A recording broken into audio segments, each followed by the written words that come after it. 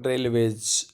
Railways are the principal mode of transportation for freight and passengers in India. Students passenger को ले जाने के लिए उसके साथ साथ फ्रेट मीन माल को एक जगह से दूसरी जगह ट्रांसपोर्ट करने के लिए जो ट्रांसपोर्ट का प्रिंसिपल मोड है, मीन्स मुख्य जो एक साधन है वो है railway. Railway also make it possible for people to conduct multi various activities like business, sightseeing, pilgrimage, along with transportation of goods over long distances. Students railways ने अनेक चीज़ों को पॉसिबल कर दिया है. मीन्स रेलवे के थ्रू हम मल्टीफेरस, अनेक टाइप की होता है मल्टीफेरस एक्टिविटी कंडक्ट कर सकते हैं. जैसे बिजनेस के पर्पज़ से भी हम रेलवे का यूज कर सकते हैं. साइट सीइंग, हमें कोई अच्छा दृश्य देखने के लिए कहीं किसी दूसरी जगह पे जाना है तो उसके लिए भी हम रेलवे का इस्तेमाल कर सकते हैं. पिलग्रिमेज, जो तीर्थयात्री होते हैं वो भी रेलवे के थ्रू एक जगह से दूसरी जगह जाते हैं. तो स्टूडेंट्स ट्रांसपोर्टेशन का लॉन्ग डिस्टेंसेज के लिए एक बहुत ही अच्छा साधन है railway. Apart from an important means of transportation, Indian railways have been a great integrating force for more than 150 years. Students important mean of transport है रेलवे. इसके अलावा, अपार्ट का मतलब होता है इसके अलावा भी जो इंडियन रेलवे है वो पिछले 150 ईयर से कंट्री के अंदर बहुत ही ग्रेट इंटीग्रेटिंग फोर्स रहा है. ग्रेट इंटीग्रेटिंग फोर्स का मीनिंग है कि ये देश को जोड़ने वाली एक बहुत ही बड़ी कड़ी रहा है. इंडिया में रेलवे स्टूडेंट्स इकोनॉमिक लाइफ को बाइंड करती है. इसके साथ साथ एग्रीकल्चर और इंडस्ट्री के डेवलपमेंट को भी एक्सीलरेट करती है. एक्सीलरेट का मीनिंग हो गया कि एग्रीकल्चर और इंडस्ट्री के विकास को भी ये गति देती है. Indian railway students government of India का लार्जेस्ट पब्लिक सेक्टर अंडरटेकिंग है. पब्लिक सेक्टर तो आप जानते ही हैं, जो गवर्नमेंट के अंडर में आता है उसको पब्लिक सेक्टर कहते हैं. और अंडरटेकिंग होता है डिपार्टमेंट. तो गवर्नमेंट ऑफ इंडिया का जो सबसे बड़ा डिपार्टमेंट या पब्लिक सेक्टर का हमारी कंट्री में जो सबसे बड़ा डिपार्टमेंट है स्टूडेंट्स, वो इंडियन रेलवे है. The first train streamed off Mumbai to Thane. Students जो पहली ट्रेन चली थी वो मुंबई से थाने के बीच में चली थी 1853 में. और इस ट्रेन ने 34 किलोमीटर की डिस्टेंस कवर की थी. इंडियन रेलवे के स्टूडेंट्स, अभी मैं बता देता हूँ आपको, 18 रेलवे जोन्स हैं तो आप ध्यान रखें. लास्ट जो रेलवे जोन बना था वो बना था साउथ कोस्ट रेलवे. आप इंटरनेट के ऊपर रेलवे जोन्स और उनके हेडक्वार्टर्स देख सकते हैं और इसके साथ साथ उनको मैप पे भी आप लोकेट कर सकते हैं. स्टूडेंट्स, इंडिया के अंदर जो रेलवे का डिस्ट्रीब्यूशन पैटर्न है वो कई चीज़ों पे डिपेंड करता है. मीन्स रेलवे के डिस्ट्रीब्यूशन पैटर्न को कई चीज़ें अफेक्ट करती हैं या इन्फ्लुएंस करती हैं, प्रभावित करती हैं. जैसे फिजियोग्राफी, इकोनॉमिक और एडमिनिस्ट्रेटिव फैक्टर. तो ध्यान रखेंगे रेलवे का डिस्ट्रीब्यूशन कहीं पे ज़्यादा है कहीं पे कम है. मीन्स कहीं पे ज़्यादा रेलवे लाइंस बिछी हुई हैं, डेंस हैं, लेकिन कहीं पे कम रेलवे लाइंस बिछी हुई हैं.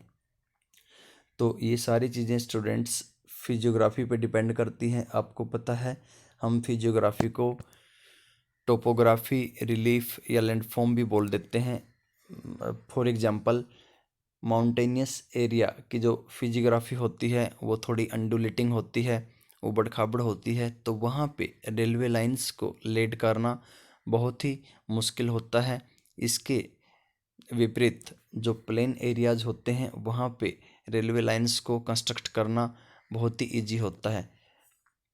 इकोनॉमिक सिस्टम भी स्टूडेंट्स रेलवे के डिस्ट्रीब्यूशन को अफेक्ट करता है, क्योंकि किसी एरिया की इकोनॉमी अच्छी होती है तो किसी एरिया की इकोनॉमी अच्छी नहीं होती. इसके साथ साथ एडमिनिस्ट्रेटिव फैक्टर्स भी काफ़ी इम्पोर्टेंट रोल प्ले करते हैं रेलवे के डिस्ट्रीब्यूशन में, क्योंकि एडमिनिस्ट्रेशन के हाथ में होता है रेलवे की लाइंस को लीड करना. स्टूडेंट्स, हमारे कंट्री के अंदर यदि रेलवे लाइंस को लीड करने के लिए सबसे सूटेबल जगह है तो वो है students northern plain of India. Northern plains of India में रेलवे लाइंस के लेड होने के कई रीज़न हैं. एक तो नॉर्दर्न प्लेन्स ऑफ इंडिया में लेवल लैंड है, दूसरा हाई पॉपुलेशन है, इससे रेलवे को अच्छा इकोनॉमिक बेनिफिट होता है और इससे रेलवे को पैसेंजर्स भी मिल जाते हैं। जो तीसरा रीज़न है students northern plains of India में रेलवे लाइंस के लेड होने का, वो ये है कि यहाँ पे रिच एग्रीकल्चरल रिसोर्सेज भी हैं। तो ये तीन रीजन है स्टूडेंट्स कि नॉर्दर्न प्लेन ऑफ इंडिया में मोस्ट फेवरेबल कंडीशंस हैं रेलवे लाइंस के लेड करने के लिए। However, a large number of rivers requiring construction of bridges across their wide beds posed some obstacles. Obstacles होता स्टूडेंट्स बाधाएं, means northern plain of India में railway line जब बिछाई जाती हैं तो उनमें एक ऑब्स्टेकल भी आता है, बाधाएं भी आती हैं, क्योंकि नॉर्दर्न प्लेन ऑफ इंडिया में बहुत सी रिवर्स बहती हैं और रिवर्स के ऊपर से ब्रिज बनाना पड़ता है रेलवे लाइंस को लेड करने के लिए। तो ये काफ़ी बड़ा ऑब्स्टेकल है नॉर्दर्न प्लेन ऑफ इंडिया में। In the hilly trends of the peninsular reason, अब हम बात करते हैं स्टूडेंट्स कि पेनिनसुलर रीजन के अंदर रेलवे लाइंस को लेड करना इजी है या मुश्किल है। तो जो हिली ट्राइन है, मीन्स हिली भूभाग है, जो हिली ज़मीन है पेनिनसुलर रीजन की, वहाँ पे रेलवे ट्रैक को कहाँ से लेड किया जाता है, लो हिल्स में से, जो नीची पहाड़ियाँ हैं वहाँ से, और जो गैप्स या टनल्स होते हैं, मीन्स जो बीच में गैप होते हैं या जो टनल्स होते हैं, मीन्स जो गुफाएं होती हैं, वहाँ से रेलवे लाइंस को लेड करना पड़ता है पेनिनसुलर प्लेटू में। अभी हम बात करते हैं स्टूडेंट्स हिमालयन माउंटेन्स के अंदर रेलवे लाइंस को लेड करने की क्या स्थिति है। तो हिमालयन माउंटेन्स के अंदर स्टूडेंट्स जो रेलवे लाइंस को लेड करने के लिए कंडीशंस हैं वो अनफेवरेबल है, मीन्स हिमालयन माउंटेन्स के अंदर रेलवे लाइंस को लेड करना, बिछाना काफ़ी मुश्किल है। यहाँ पे रेलवे का कंस्ट्रक्शन काफ़ी मुश्किल है। उसके पीछे कई रीज़न है स्टूडेंट्स। एक तो हिमालय के अंदर हाई रिलीफ है, मीन ऊंची ज़मीन है, स्पार्स पॉपुलेशन है, जनसंख्या दूर दूर तक बसी हुई है, तो पैसेंजर्स भी यहाँ पे कम मिलेंगे रेलवे को। इसके साथ साथ यहाँ पे कोई ज़्यादा इंडस्ट्रीज नहीं है, इकोनॉमिक अपॉर्चुनिटीज़ की भी यहाँ पे कमी है। तो हिमालयन माउंटेन के अंदर ये रीज़न है रेलवे लाइन के नहीं बिछने के। लाइकवाइज उसी तरीके से स्टूडेंट्स रेलवे लाइंस को ले करना बहुत ही मुश्किल है और भी दूसरी जगहों पे, और वो दूसरी जगह हैं स्टूडेंट्स सैंडी प्लेन है जो वेस्टर्न राजस्थान का, गुजरात का जो स्वैम्पी एरिया है, और मध्य प्रदेश के जो फॉरेस्टेड ट्रैक्स हैं, यहाँ पे भी रेलवे लाइंस को लेड करना मीन्स बिछाना काफ़ी मुश्किल है। स्टूडेंट्स मध्य प्रदेश ही नहीं, छत्तीसगढ़, उड़ीसा और झारखंड के अंदर भी फॉरेस्टेड ट्रैक्स हैं और वहाँ पे भी रेलवे लाइन को लेड करना, बिछाना काफ़ी मुश्किल है।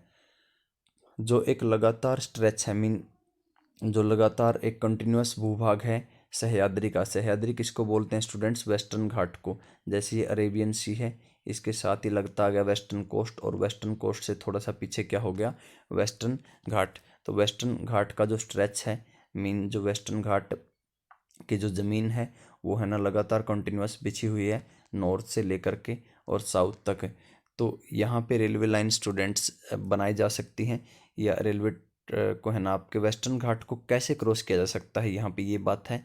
वेस्टर्न घाट को स्टूडेंट्स गैप्स में से और पासेज में से क्रॉस किया जा सकता है, और उन्हीं गैप्स और पासेज में से रेलवे लाइन वेस्टर्न घाट्स में बनाई जाती हैं।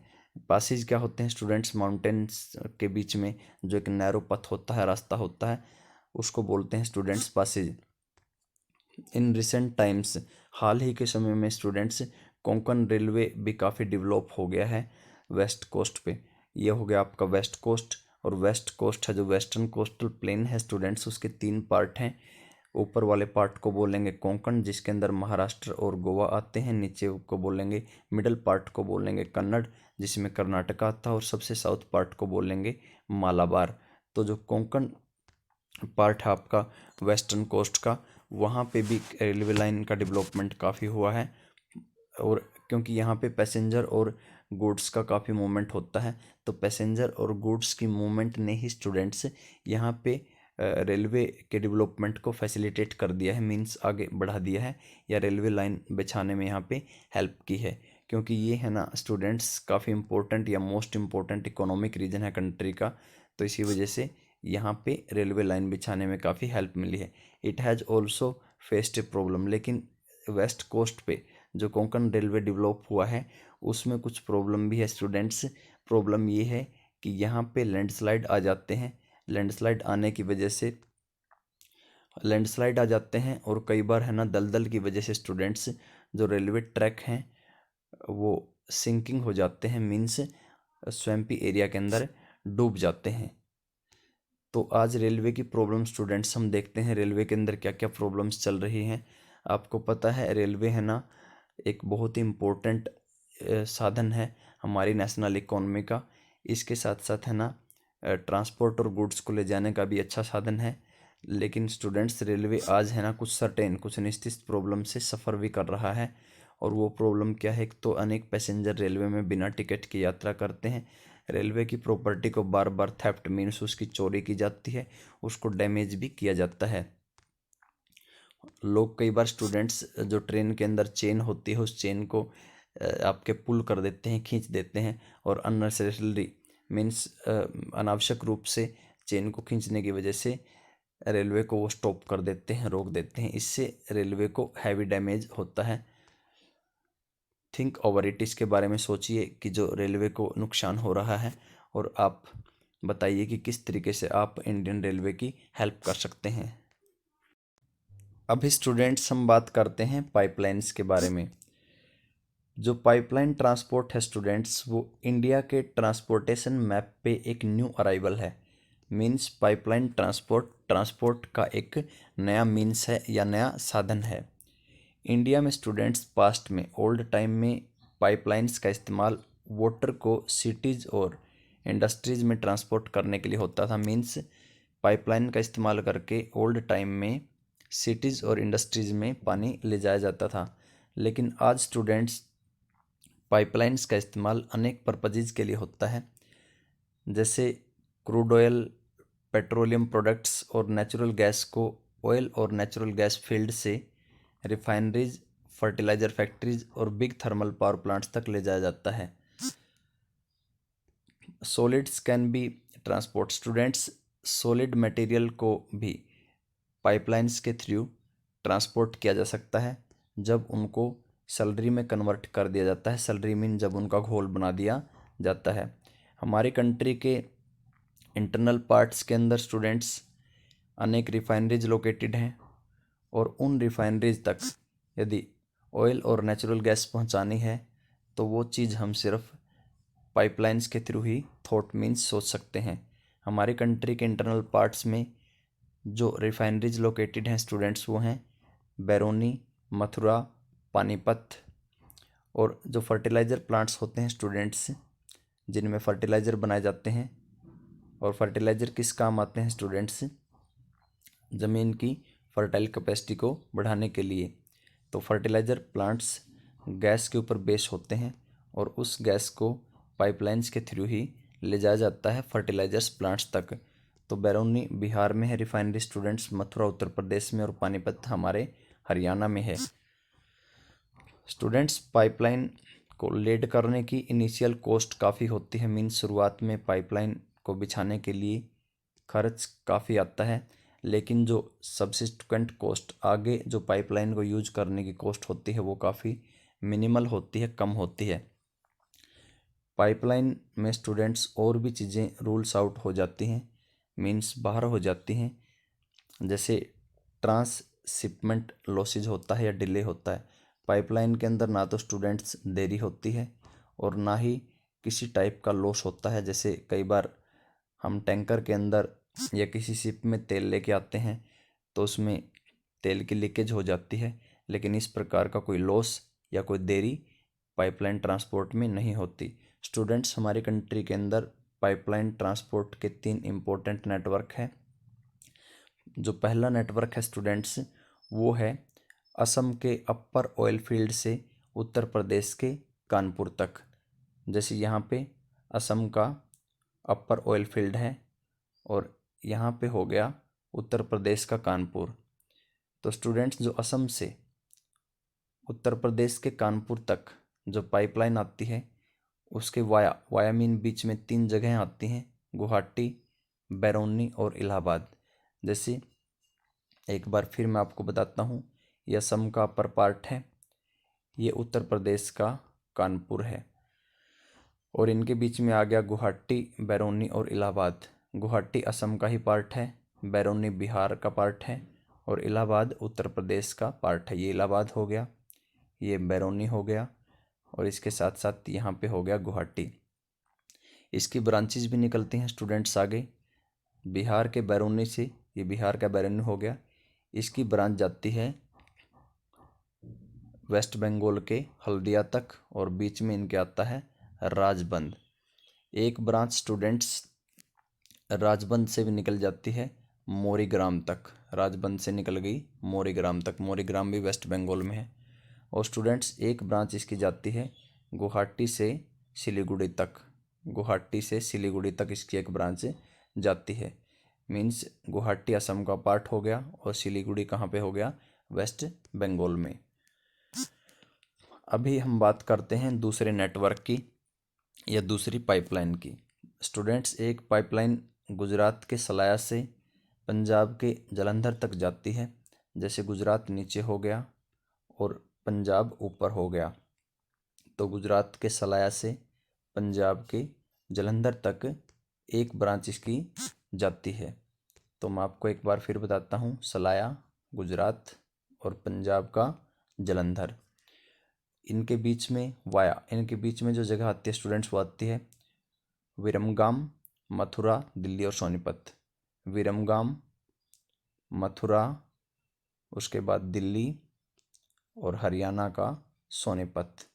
तो ये इसकी it has branches from Koyali near Vadodara, Gujarat. Students Gujarat में एक जगह है कोयली, तो कोयली से भी इसकी ब्रांचेज जाती हैं। और कोयली कहाँ पे है, गुजरात के वडोदरा के पास में। और फिर कोयली से it has branches to connect Koyli, Koyli को कनेक्ट करती हैं चाक्षु और दूसरे प्लेसेस से। मीन्स गुजरात के दूसरे प्लेसेस जो हैं स्टूडेंट्स, उनको कोयली से कनेक्ट करती है। मीन्स कोयली को चाक्षु और गुजरात के दूसरे प्लेसेस से इसकी ब्रांच कनेक्ट करती है। स्टूडेंट्स जो सबसे इम्पोर्टेंट गैस पाइपलाइन है वो है हजीरा, जो कि गुजरात में लोकेटेड है। जगदीशपुर मध्य प्रदेश में लोकेटेड है। जगदीशपुर लोकेटेड है उत्तर प्रदेश में। इस पाइपलाइन को बोलेंगे स्टूडेंट्स हजीरा विजयपुर जगदीशपुर पाइपलाइन। हजीरा गुजरात में, विजयपुर मध्य प्रदेश में और जगदीशपुर उत्तर प्रदेश में। इसको स्टूडेंट्स HVJ पाइपलाइन बोलते हैं। तो ये दे रखा है, और इसकी ब्रांचेज कई हैं स्टूडेंट्स, जैसे राजस्थान के कोटा में, शाहजहानापुर, बबराला उत्तर प्रदेश में। Waterways. Since ancient time India was one of the sea faring countries. Students ancient time से ही, मीन ओल्ड टाइम से ही इंडिया, या ओल्ड पीरियड से ही इंडिया एक सी फेरिंग कंट्री रहा है। सी फेरिंग मीन समुद्र से जुड़ा हुआ एक देश रहा है।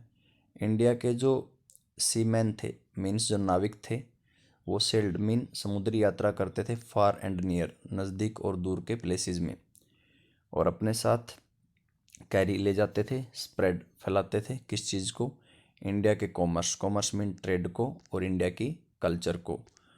वाटरवेज स्टूडेंट्स चीपेस्ट मीन्स है ट्रांसपोर्ट का, सबसे सस्ता मीन्स है ये। इंपॉर्टेंट क्वेश्चन यहाँ से बनता है। और हैवी और बल्कि गुड्स को ले जाने के लिए भी सबसे सुटेबल मोड ऑफ ट्रांसपोर्ट है ये वाटरवेज। हैवी तो भारी हो गया स्टूडेंट्स, बल्कि वो होता है जिन गुड्स का आकार बड़ा होता है उनको बोलते हैं बल्कि। वाटर ट्रांसपोर्ट एक फ्यूल एफिशिएंट का मीनिंग हो गया कि इसके अंदर फ्यूल ईंधन भी कम लगता है, और environment friendly mode of transport भी है वाटर ट्रांसपोर्ट। इन्वायरमेंट को भी नुकसान नहीं पहुंचाता। जो इंडिया के अंदर इनलैंड नेविगेशन वाटरवेज हैं स्टूडेंट्स, उनकी टोटल लेंथ 14,500 है। इनलैंड पार्ट के अंदर जो वाटरवेज है, उन वाटरवेज के अंदर स्टूडेंट्स नेविगेशन होता है, मीन्स नौका परिवहन होता है, नौकाएं चलती हैं, उसी को बोलते हैं नेविगेशन।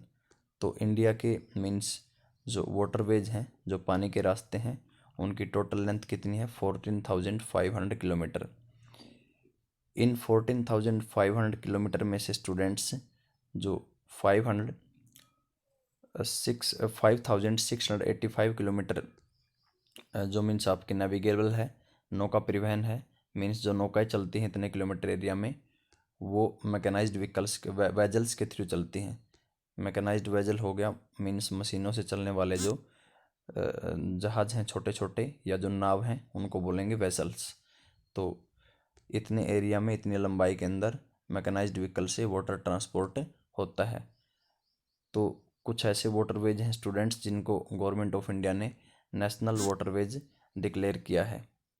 इन वाटरवेज के बारे में हम स्टडी करते हैं स्टूडेंट्स अभी।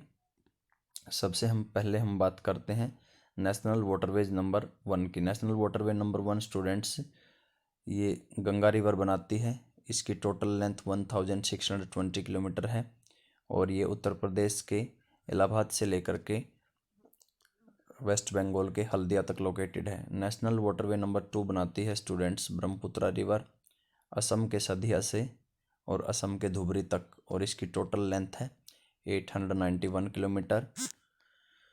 जो केरला के अंदर वेस्ट कोस्ट के कैनाल हैं वो नेशनल वाटरवे नंबर 3 बनाती हैं, और वो वेस्ट कोस्ट के कैनाल हैं कोट्टापुरम, कोल्लम, उद्योग मंडलम और चंपकारा कैनाल।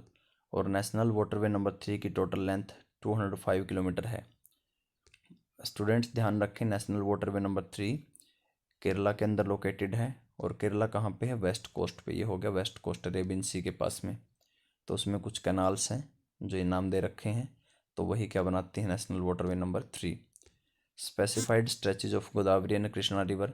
जो स्टूडेंट्स गोदावरी और कृष्णा रिवर का विशेष फैलाव है, मीन्स गोदावरी और कृष्णा रिवर जो फैली हुई हैं, और जो Kakinada Puducherry stretch of canal है वो बनाती है नेशनल वाटरवे नंबर 4। और नेशनल वाटरवे नंबर 4 की जो टोटल लेंथ है वो 1078 किलोमीटर है।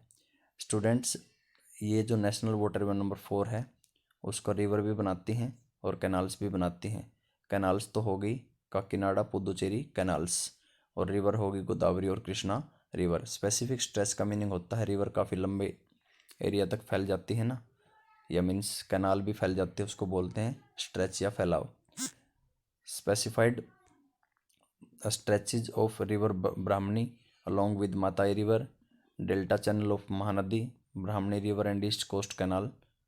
स्टूडेंट्स नेशनल वाटरवे नंबर जो 5 है वो उड़ीसा के अंदर जो ब्राह्मणी और माताई रिवर बहती हैं वो बनाती हैं, और जो महानदी और ब्राह्मणी रिवर के डेल्टा चैनल हैं इसके साथ साथ जो ईस्ट कोस्ट की कैनाल है।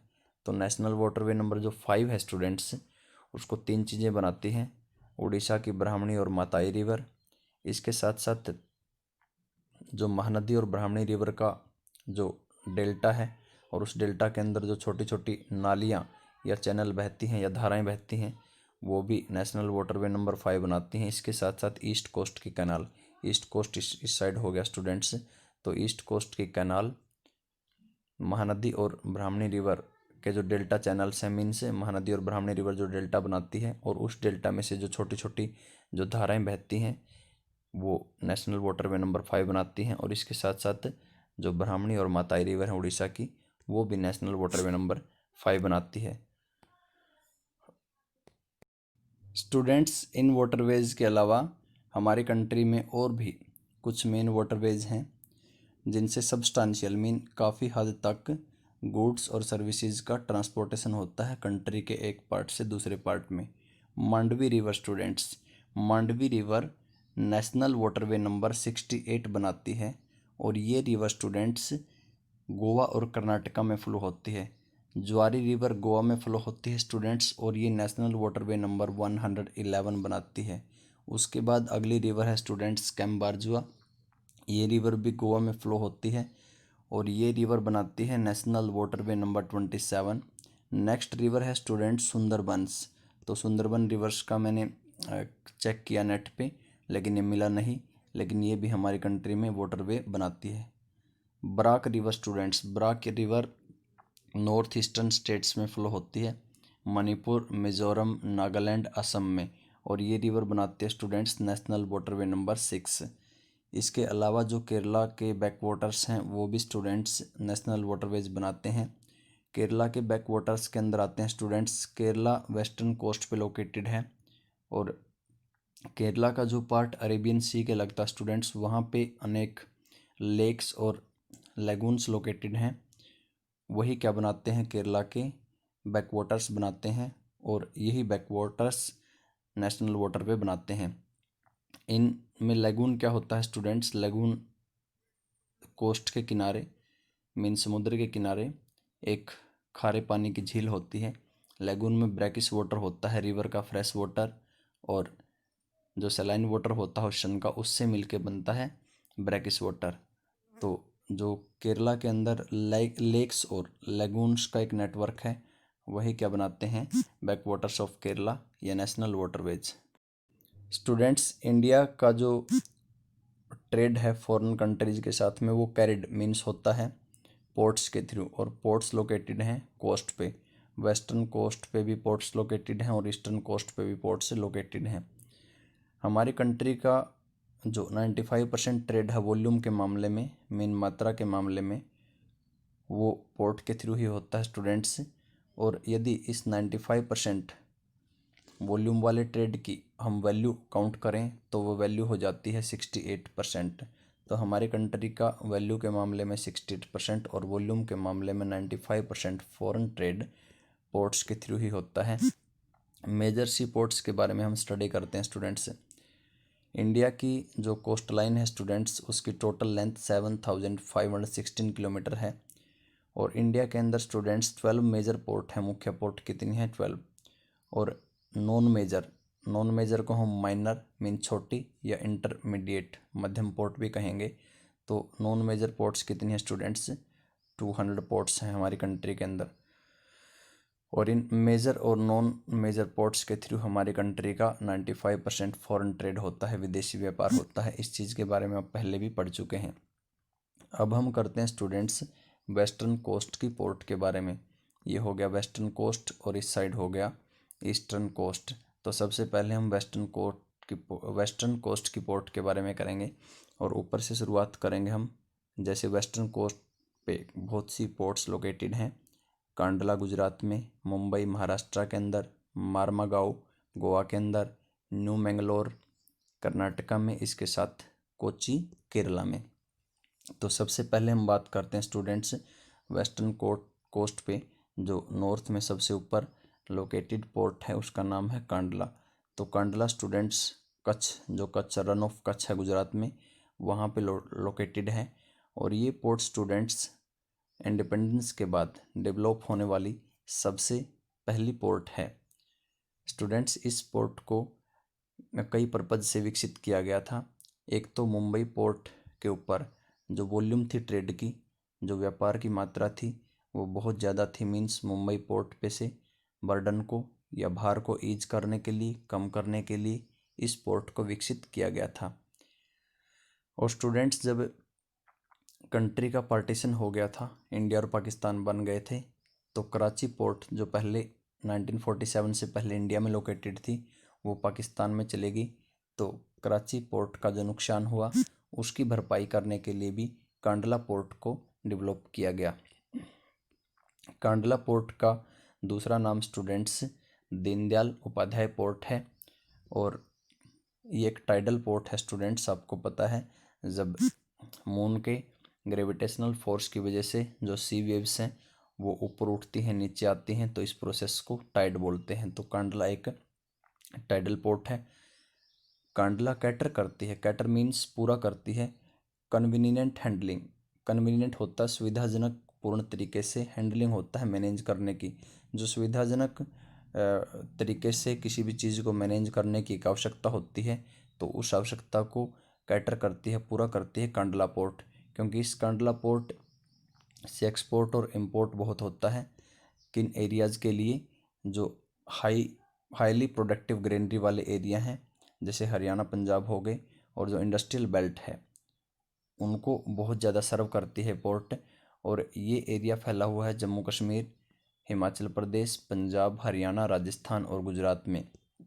तो स्टूडेंट्स, जम्मू कश्मीर, हिमाचल प्रदेश, पंजाब, हरियाणा, राजस्थान और गुजरात में जो मीन्स ग्रेनरी का प्रोडक्शन होता है, अनाज होता है, या इंडस्ट्री यहाँ पे चलती हैं, तो उन इंडस्ट्री के लिए एक्सपोर्ट इंपोर्ट और अनाज को बाहर भेजने के लिए, एक्सपोर्ट करने के लिए जो पोर्ट हेल्प करती है वो पोर्ट है स्टूडेंट्स कांडला।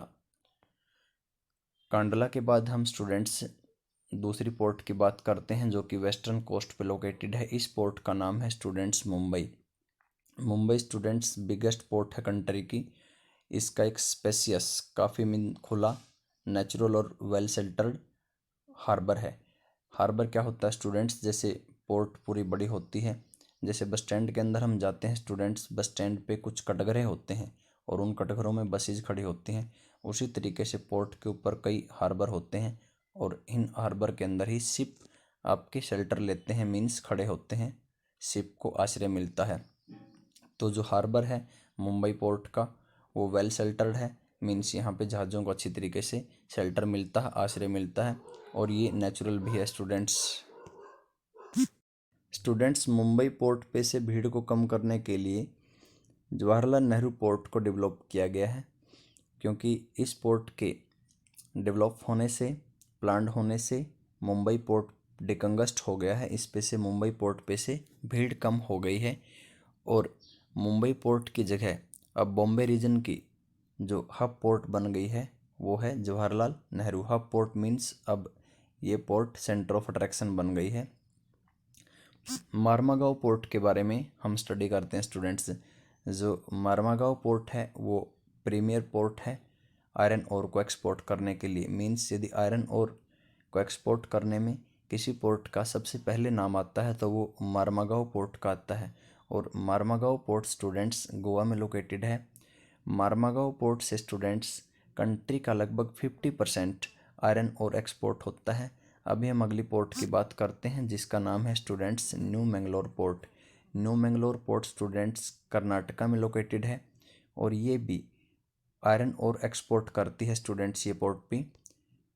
और ये कुद्रेमुख माइंस में जो आयरन ओर कंसनट्रेट है पाया जाता है, उस आयरन को ये पोर्ट एक्सपोर्ट करती है दूसरी कंट्रीज़ के अंदर। अभी हम बात करते हैं कोची की। कोची पोर्ट स्टूडेंट्स केरला में लोकेटेड है और ये एक्सट्रीम साउथ वेस्ट पोर्ट है। मीन जो सबसे ज़्यादा एक्सट्रीम डायरेक्शन हो गई साउथ वेस्ट, वहाँ पे लोकेटेड है Kochi. Kochi port students lagoon के एंट्रेंस पे लोकेटेड है। मैंने कहा था जो एक ब्रैकिश वाटर की लेक बन जाती है कोस्टल एरिया में, उसको बोलते हैं लेगून। तो उसके एंट्रेंस पे लोकेटेड है, उसके प्रवेश द्वार पे लोकेटेड है कोची पोर्ट। और ये इसका एक नेचुरल हार्बर है। मीन्स हार्बर मैंने बताया था जिस जगह पे पोर्ट में जो शिप खड़े होते हैं वो क्या होता है, हार्बर होता है। तो इसका जो हार्बर है वो नेचुरल है, आर्टिफिशियल नहीं है, मीन्स ह्यूमन बीइंग ने नहीं बनाया। अभी स्टूडेंट्स हम ईस्टर्न कोस्ट पे लोकेटेड पोर्ट्स की बात करते हैं। ईस्टर्न कोस्ट पे स्टूडेंट्स जो साउथ ईस्टर्न एक्सट्रीम पोर्ट है वो है तूतीकोरिन। तूतीकोरिन पोर्ट स्टूडेंट्स तमिलनाडु में लोकेटेड है।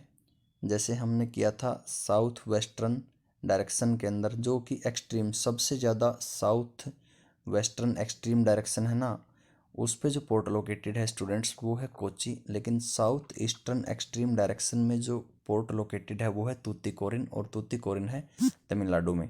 तो मैं आपको बताता हूँ, वेस्ट ईस्ट यहाँ पे हो गया साउथ, तो ये हो गया साउथ ईस्ट, ये हो गया साउथ ईस्ट एक्सट्रीम पॉइंट, और ये हो गया साउथ वेस्ट एक्सट्रीम पॉइंट। तो ये साउथ वेस्ट में तो कोची है केरला में, और साउथ ईस्ट जो एक्सट्रीम पोर्ट है वो है तूतीकोरिन तमिलनाडु में।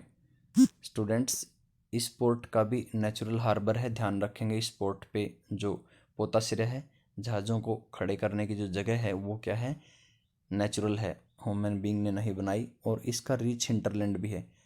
हिंटरलैंड क्या होता है, इंटरनल जो पार्ट होता है ना, पोर्ट के अंदरूनी जो पार्ट हैं वो काफ़ी रिच हैं, और रिच होने की वजह से यहाँ पे इकोनॉमिक पॉसिबिलिटी की भी काफ़ी संभावना है। इसी वजह से ये पोर्ट डेवलप हुई है। It has a flourishing trading handling of a large trade handling of a large variety of cargoes to even our neighboring countries like Sri Lanka, Maldives, etc. and the coastal regions of India.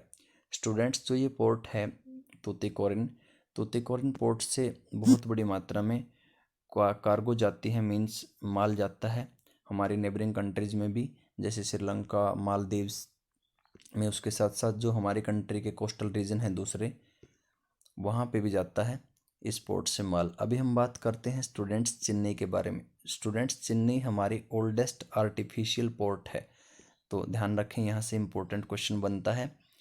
तो जो port human being बनाता है उसको बोलते हैं artificial. It is ranked next to Mumbai in terms of volume of trade and cargo. Means cargo क्या होता है, माल, माल को भेजने में, और ट्रेड की वॉल्यूम मीन्स ट्रेड की मात्रा के मीन्स आपके नज़रिए से देखा जाए तो मुंबई के बाद नंबर आता है चेन्नई का। अभी हम बात करते हैं स्टूडेंट्स, आंध्र प्रदेश की एक पोर्ट है ईस्टर्न कोस्ट पे, उसका नाम है विशाखापट्टनम। ये डीपेस्ट लैंडलॉक्ड और वेल प्रोटेक्टेड पोर्ट है स्टूडेंट्स। जिस पोर्ट को अच्छी तरीके से सुरक्षित या संरक्षित किया गया है उसको बोलते हैं well protected port.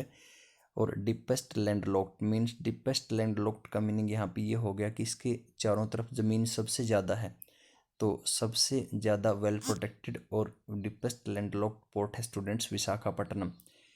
This port students, ये पोर्ट भी है ना आयरन और एक्सपोर्ट में काम आती है। वेस्टर्न कोस्ट पे हमने देखा था कि मारमागांव और न्यू मैंगलोर से आयरन और का एक्सपोर्ट होता है, लेकिन ईस्टर्न कोस्ट पे भी स्टूडेंट्स एक ऐसी पोर्ट है जो कि आयरन और का एक्सपोर्ट करती है, और वो पोर्ट है स्टूडेंट्स आंध्र प्रदेश की विशाखापट्टनम। आउटलेट के रूप में या पे यूनिट के रूप में काम करती है। इससे क्या होता है, आयरन और एक्सपोर्ट होता है। अभी स्टूडेंट्स हम बात करते हैं उड़ीसा की एक पोर्ट की जिसका नाम है पारादीप। पारादीप भी स्टूडेंट्स आयरन और एक्सपोर्ट करने में काफ़ी मदद करती है, पारादीप पोर्ट भी। उसके बाद में स्टूडेंट्स हम बात करते हैं कोलकाता पोर्ट की। Kolkata students inland riverine port है, मीन्स ये इनलैंड में हमारे अंदरूनी पार्ट में लोकेटेड है, और ये एक रिवराइन पोर्ट है, मीन्स रिवर के द्वारा बनाई गई पोर्ट है। कोस्ट, समुद्र के कोस्ट के किनारे ही पोर्ट नहीं बनती बल्कि रिवर भी पोर्ट्स बनाती हैं। Kolkata port students Ganga Brahmaputra basin के लार्ज और रिच हिंटरलैंड को सर्व करती है, मीन्स इसकी आवश्यकताओं को पूरा करती है। गंगा ब्रह्मपुत्र बेसिन का मीनिंग हो गया स्टूडेंट्स, गंगा और ब्रह्मपुत्र रिवर जिस एरिया को कवर करती हैं उसको बोलते हैं गंगा ब्रह्मपुत्र बेसिन। और गंगा ब्रह्मपुत्र बेसिन का जो हिंटरलैंड है, मीन्स भीतरी प्रदेश है, वो काफ़ी बड़ा और काफ़ी रिच है, तो इसी की आवश्यकताओं को कोलकाता पोर्ट पूरा करती है। कोलकाता एक टाइडल पोर्ट है स्टूडेंट्स, और इसको कांस्टेंट ड्रेजिंग करने की ज़रूरत होती है, क्योंकि हुगली रिवर की वजह से इसके ऊपर काफ़ी सेडिमेंट जम जाता है, तलछट जमा हो जाता है, तो इसी वजह से इसको कांस्टेंट ड्रेजिंग करना पड़ता है, मीन्स साफ़ करना पड़ता है। हल्दिया पोर्ट को कोलकाता पोर्ट की एक सब्सिडायरी मीन्स सहायक पोर्ट के रूप में डेवलप किया गया स्टूडेंट्स, इन ऑर्डर टू के लिए रिलीव कम करने के लिए, means growing pressure on Kolkata port, Kolkata port के ऊपर से प्रेशर कम करने के लिए हल्दिया पोर्ट को उसकी सब्सिडायरी मीन्स सहायक पोर्ट के रूप में विकसित किया गया है।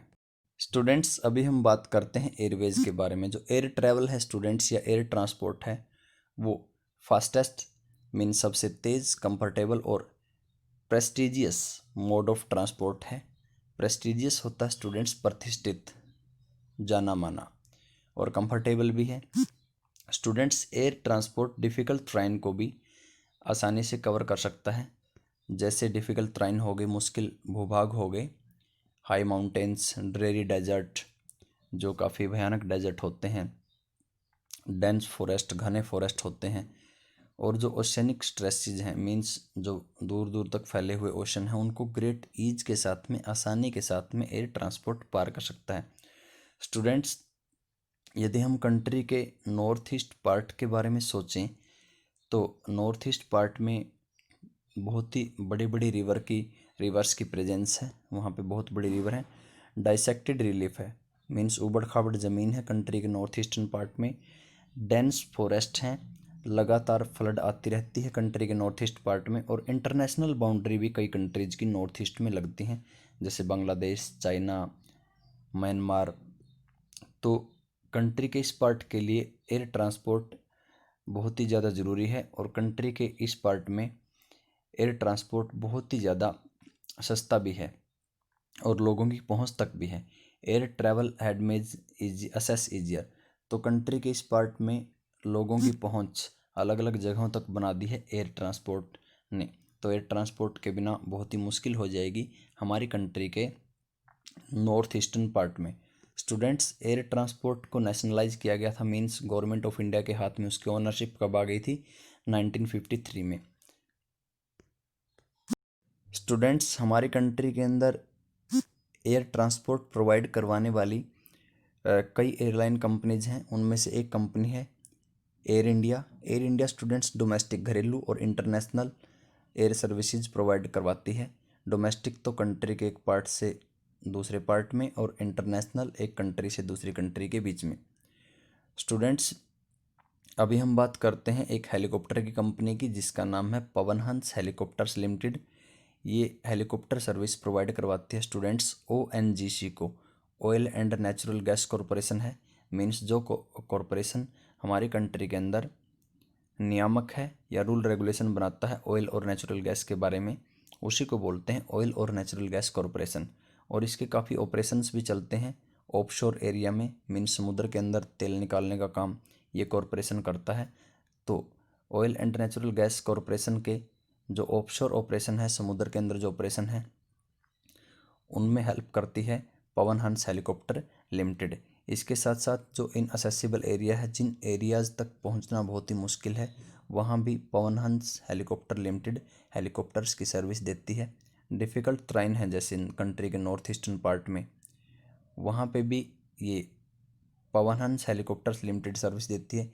इसके साथ साथ जम्मू कश्मीर, हिमाचल प्रदेश और उत्तराखंड के जो पहाड़ी और इंटीरियर इलाके हैं, वहाँ पे भी काफ़ी डिफ़िकल्ट ट्रेन है, तो वहाँ पे भी पवन हंस हेलीकॉप्टर लिमिटेड काफ़ी सर्विसेज प्रोवाइड करवाती है। एयर ट्रैवल स्टूडेंट्स वो कॉमन पीपल की रीच में नहीं है, आम आदमी की पहुँच में नहीं है। आम आदमी की इकोनॉमिक कंडीशन इतनी अच्छी नहीं है कि वो एयर के थ्रू आपकी यात्रा कर सके, एयर ट्रांसपोर्ट के थ्रू।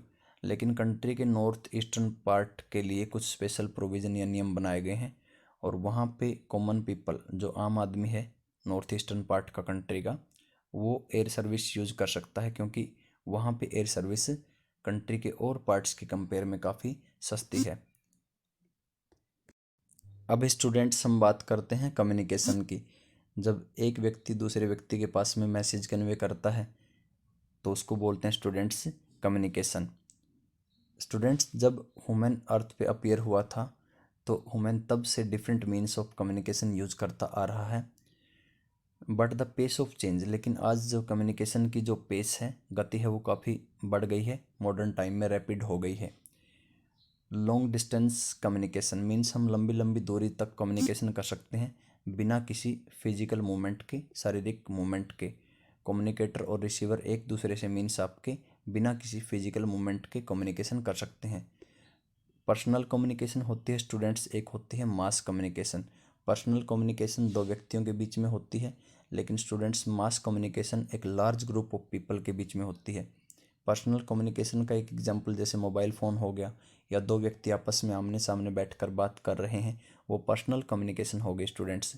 लेकिन जो मास कम्युनिकेशन है, उसके लिए हम है ना दूसरे साधनों का यूज करते हैं, जैसे टेलीविज़न, रेडियो, प्रेस या फिल्म्स का हम यूज करते हैं। प्रेस जैसे प्रिंटिंग प्रेस में न्यूज़पेपर छपते हैं। तो क्योंकि लार्ज ग्रुप ऑफ पीपल तक जब मैसेज पहुंचाना होता है तो मास कम्युनिकेशन उस प्रोसेस को बोलते हैं, और मास कम्युनिकेशन के लिए टेलीविज़न, रेडियो, फिल्म और प्रेस का इस्तेमाल हम करते हैं। स्टूडेंट्स, अभी हम बात करते हैं इंडिया के डाक विभाग की या पोस्टल नेटवर्क की। इंडिया का जो डाक नेटवर्क है, पोस्टल नेटवर्क है, वो वर्ल्ड में स्टूडेंट्स लार्जेस्ट है। और इंडियन डाक के थ्रू दो चीज़ें हैंडल होती हैं, या इंडियन जो पोस्टल नेटवर्क है वो दो चीज़ों को मैनेज करता है, हैंडल करता है। एक तो इंडियन डाक के थ्रू पार्सल एक जगह से दूसरी जगह आते जाते हैं, मीन्स, और एक पर्सनल रिटर्न कम्युनिकेशन भी होती हैं, जो लोगों के पर्सनल लेटर होते हैं रिटर्न के फॉर्म में, वो भी जाते हैं। तो पार्सल और डाक दो चीज़ों को हैंडल करता है। पार्सल और पर्सनल रिटर्न कम्युनिकेशन को हैंडल करता है हमारा डाक सिस्टम। सबसे पहली बात आती है स्टूडेंट्स फर्स्ट क्लास मेल की। फर्स्ट क्लास मेल को हम पर्सनल रिटर्न कम्युनिकेशन भी बोल देंगे। फर्स्ट क्लास मेल में स्टूडेंट्स कार्ड्स और एनवलप आते हैं, छोटे छोटे कार्ड और लिफाफे आते हैं, और एयर और लैंड दोनों के थ्रू कार्ड्स और एनवलप को भेजा जा सकता है। मीन्स फर्स्ट क्लास जो मेल होता है, जो संदेश भेजा जाता है, वो लैंड के थ्रू और एयर के थ्रू।